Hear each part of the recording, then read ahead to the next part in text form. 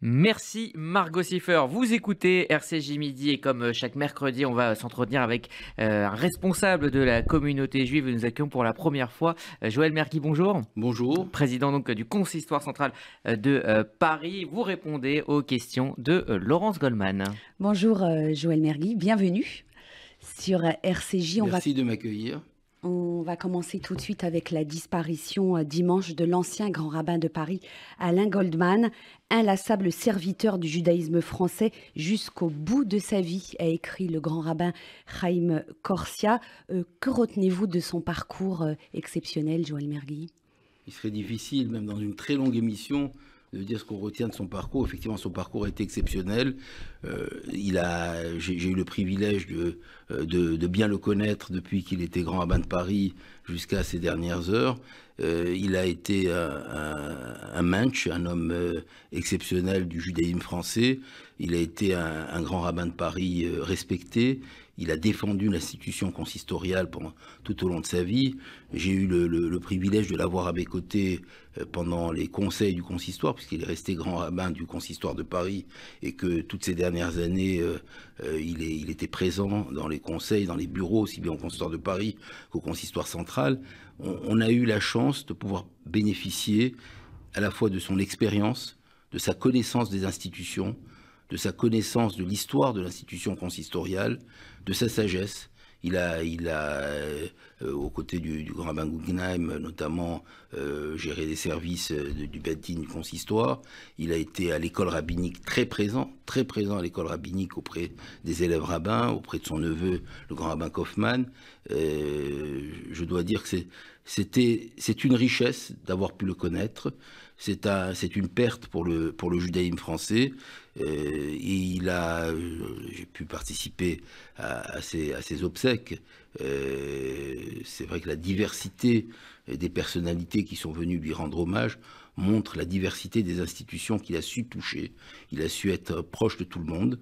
D'ailleurs, je présente mes condoléances, bien entendu, à ses 3 enfants, et particulièrement sur cette antenne, à Ariel Goldman, à qui il a transmis toutes ces valeurs juives fondamentales qu'il portait en lui, que portait l'ensemble de sa famille. C'est effectivement une grande peine. Quand j'ai appris le moment où il commençait le dimanche après-midi à partir, on a ressenti une grande peine parce qu'on avait l'impression, il fait partie de ces personnes, de ces personnalités qui jusqu'à la fin de la vie donnent l'impression qu'ils ne peuvent pas partir. Je peux vous dire que j'étais stupéfait de le voir ces dernières années pratiquement rajeunir. Sa présence dans l'institution, ses conseils, le fait qu'il ait été resté actif jusqu'au bout, on avait l'impression que sa vigilance, sa réactivité était celle d'un jeune rabbin. Et ça, je crois que c'est une leçon d'abord de foi, parce qu'il avait la foi et il savait la transmettre. Il avait aussi la conscience du judaïsme français et il savait aussi maintenir effectivement les paramètres du judaïsme français. Et il était, parce qu'on est à l'approche des fêtes de Tishri, je l'ai dit lors de son inhumation, il était très attaché aussi au judaïsme ashkénaze, puisqu'il maintenait à la grande synagogue Chaslouba l'office ashkénaze de Kippour. Il y tenait beaucoup. Cette année, il se fera sans lui, mais j'espère qu'il y aura encore plus de monde que d'habitude en hommage à son action et à sa présence. Que sa mémoire soit bénie. Une question à présent qui a très directement à l'actualité, puisque c'est le principe de cette émission, Joël Mergui. Elle concerne le pouvoir d'achat et l'inflation galopante qui affecte la vie des Français. Est-ce que les produits cachers sont impactés par ces hausses de prix? Et de quelle manière vous pouvez agir en tant que président du Consistoire de Paris pour que les plus démunis de notre communauté soient le moins impactés possible à l'approche des fêtes de Tishri, dont on sait que c'est une période où l'on consomme particulièrement des produits cachers? Écoutez, vous avez raison, c'est très douloureux, et je le dis ici dans le siège du Fonds social juif unifié, avec lequel nous avons des relations exceptionnelles, notamment pour la Tzedaka. C'est très douloureux de voir d'année en année des familles qui sont dans la précarité. Et c'est à la fois la responsabilité de nos institutions, la responsabilité de la communauté d'être solidaire. Concernant les produits cachers, il y a deux choses. Il y a ce qui dépend de l'institution et il y a ce qui dépend des commerçants. Mon rôle, et je vais le faire, c'est de sensibiliser effectivement les commerçants pendant cette période à faire tout, comme dans d'autres chaînes de distribution, pour limiter, malgré l'inflation, la hausse potentielle des prix, pour justement permettre à tout le monde de continuer à manger cachère.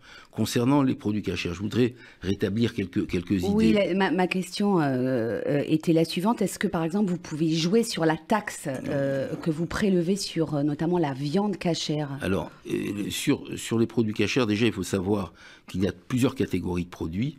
Par exemple, cet été, tout le monde a pu bénéficier de la liste des produits autorisés qui est éditée par le Consistoire de Paris depuis des années. Fameuse liste. C'est une liste gratuite qui est mise à disposition, sur laquelle nous avons, sous l'égide du Grand Rabbin Guggenheim, des chimistes qui travaillent toute l'année et qui permettent effectivement de prendre tous ces produits qui sont autorisés dans n'importe quel réseau de distribution. C'est déjà un premier moyen pour nous de permettre aux gens, n'importe où dans le monde, et en particulier en France, de pouvoir bénéficier de ces produits. Ensuite, il y a les produits certifiés cachers. Il n'y a pratiquement pas de taxes.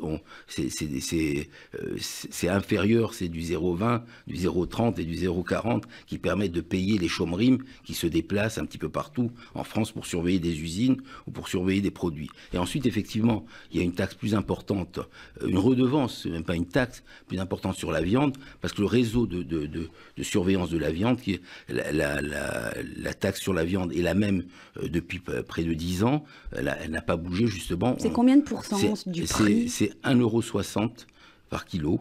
Qui est quelle que soit la viande, oui, l'agneau, le bœuf, voilà, c'est 1,60 € qui permet effectivement de payer les chouratim. Il faut savoir qu'à l'heure où je vous parle, il y a des chouratim qui se déploient un petit peu partout en France, qui permet d'avoir la surveillance aussi des mashgichim, c'est-à-dire de ceux qui viennent surveiller. C'est compliqué le réseau de distribution de la viande. On a un combat que nous faisons quotidiennement aujourd'hui pour maintenir l'abattage rituel, qui permet aussi de maintenir tous les services de surveillance de la viande. Alors c'est une redevance qui permet essentiellement pour la grande majorité de payer le circuit qui permet justement la certification de cette viande cachère. Et ensuite, il y a toutes les réceptions et tous les restaurants qui bénéficient, grâce à la redevance qu'ils payent quand vous avez une réception, qui bénéficient d'avoir un chômeur ou deux chômerimes en fonction de la réception. Donc, ce que nous avons fait depuis des années, on n'a pas attendu l'inflation, c'est que nous avons conscience de la difficulté. Donc nous avons, malgré les difficultés que connaît notre institution, nous avons bloqué toutes ces redevances, et nous nous battons, parce que là vous avez parlé de la viande, il faut savoir que c'est un combat très important aujourd'hui que nous menons à travers l'Europe pour maintenir, c'est le consistoire qui le mène, le consistoire de Paris, le consistoire de France, de façon conjointe avec l'aide de vétérinaires comme le grand rabbin Fison, que nous menons pour maintenir l'abattage rituel, la viande cachère. Et je fais un appel ici à tous les commerçants, que je vais refaire de façon personnelle aux commerçants, pour essayer au maximum de maintenir les prix et de ne pas tenir compte de l'inflation. Et parallèlement, nous allons aussi faire un appel pour tenir compte de l'ambiance à toutes nos synagogues. Vous savez que sous la responsabilité du consistoire de Paris, il y a une centaine de synagogues pour limiter aussi les charges de nos communautés, parce qu'elles sont importantes. Et vous parlez de l'inflation, de l'augmentation aussi des risques sur le gaz, sur l'électricité, etc., qui vont avoir certainement une répercussion sur l'ensemble de notre réseau consistorial. Il ne faut pas le sous-estimer. La communauté juive, le système consistorial, la communauté ne vit que sur des dons. Il n'y a pas d'aide de l'État, nous n'avons pas bénéficié d'aide de l'État pendant la période du Covid. Donc vous redoutez une baisse des dons compte tenu du contexte économique ? Écoutez, j'ai confiance dans notre communauté pour qu'elle ne baisse pas ses dons, parce que les besoins sont importants. Vous avez parlé des besoins sociaux, effectivement, qu'ont chaque communauté.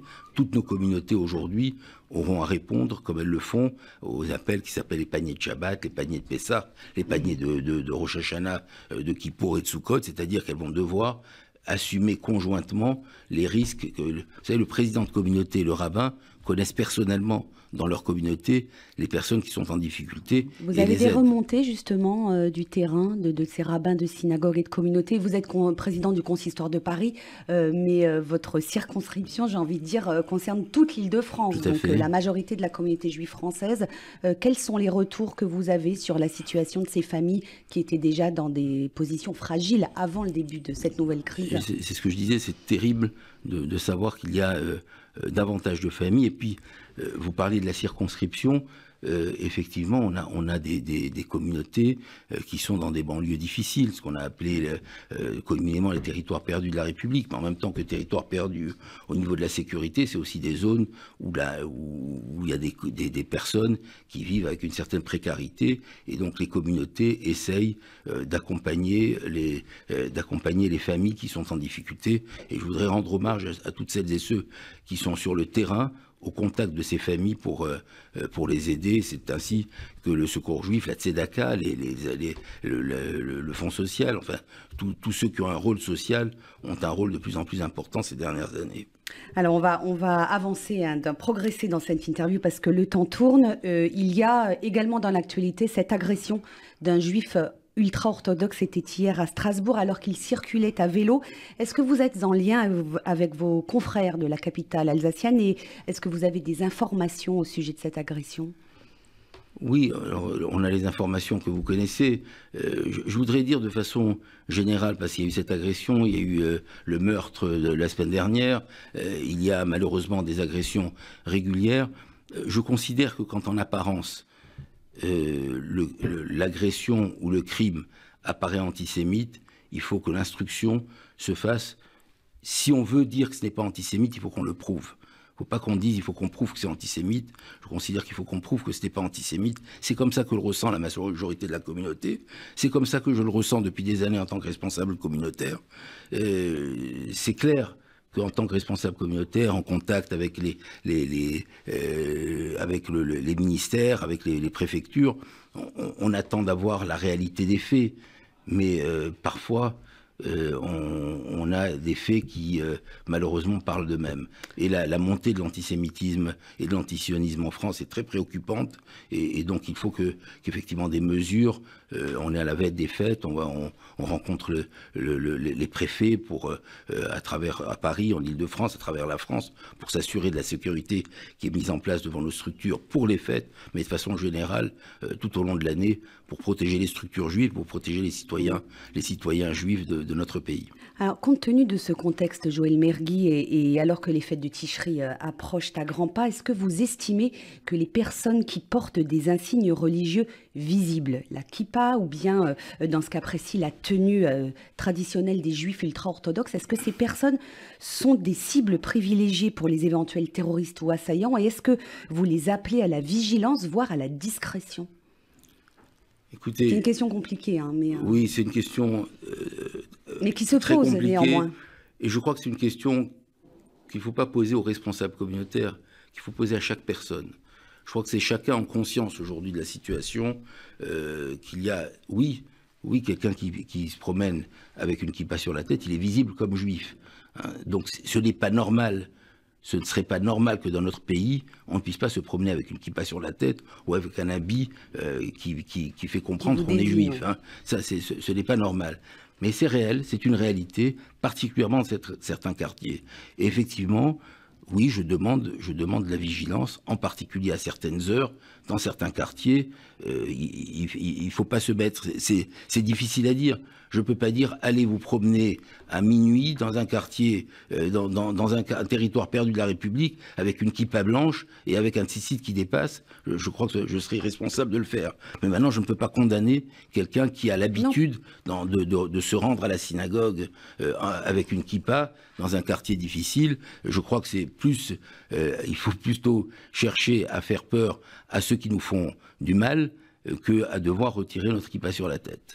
Est-ce que toutes les synagogues et les lieux qui accueilleront les fidèles le jour de Rosh Hashanah ou le jour de Kippour seront surveillés par les forces de l'ordre ? Est-ce que vous avez eu des assurances? Alors, ça fait partie du travail que nous faisons, notamment avec le SPCJ, avec les préfets que nous rencontrons, pour nous assurer que tous les lieux sont en garde dynamique, tous les lieux sont identifiés, quels que soient d'ailleurs les types de lieux, particulièrement quand il y a des lieux en plus, notamment à Kippour, ils sont en garde dynamique. Et tout le combat que je mène personnellement, c'est d'essayer d'avoir le maximum de gardes statiques en plus des gardes dynamiques. Alors il y a tout un débat avec le ministère de l'Intérieur, de savoir que pour certains, les gardes dynamiques sont plus efficaces que les gardes statiques. C'est un débat, mais on essaye de s'assurer avec le SPCJ que tous les lieux bénéficient d'une surveillance. Ce n'est pas toujours le cas, et il faut que ça soit de plus en plus le cas, étant donné la situation de notre pays.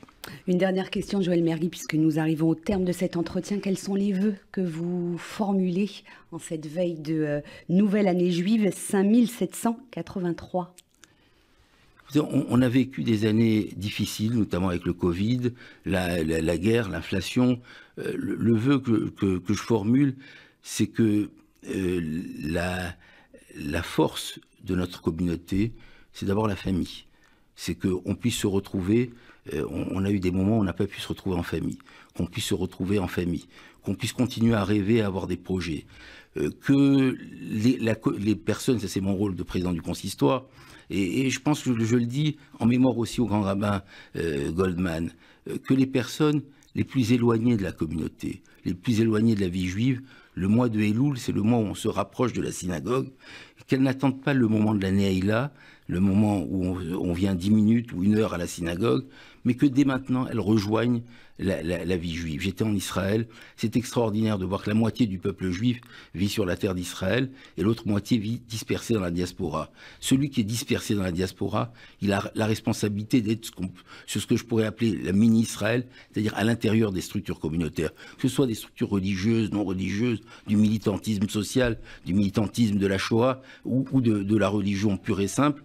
Je crois que c'est important aujourd'hui que la famille juive continue à avoir un sens, qu'on fasse attention à la transmission du judaïsme à nos enfants et à ce que la majorité des juifs de France se retrouvent à l'intérieur des structures de la communauté juive. Chacun a sa place à la synagogue, c'est ce que vous nous dites aujourd'hui, Joël Mergui. Chacun a sa place. La force, effectivement, du judaïsme français, c'est de voir se côtoyer à l'intérieur de la synagogue la personne qui est là tous les jours, pour que la synagogue s'allume et permette à tout le monde de faire le Kaddish tous les jours, et la personne qui vient quelques minutes pour se retrouver avec ses racines. Et celle qui vient quelques minutes, si elle vient quelques heures, c'est bien. Celle qui vient quelques heures, si elle vient quelques jours, c'est bien. Et si la communauté continue à avancer dans une unité, dans une solidarité et dans une conscience juive, avec sa proximité avec Israël, je crois que c'est ce qui nous permettra d'être encore plus forts dans l'année qui vient.